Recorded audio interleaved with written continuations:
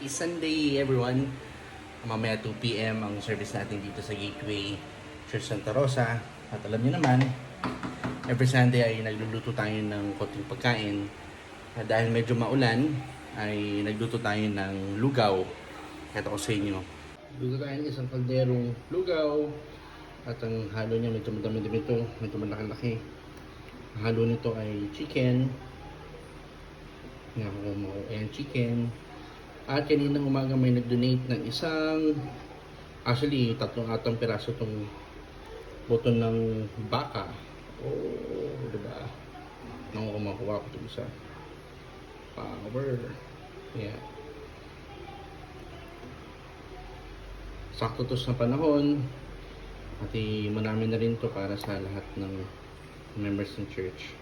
See you mamaya sa church. At kung meron kayong mga church na pupuntahan, God bless you and praying for safety sa lahat.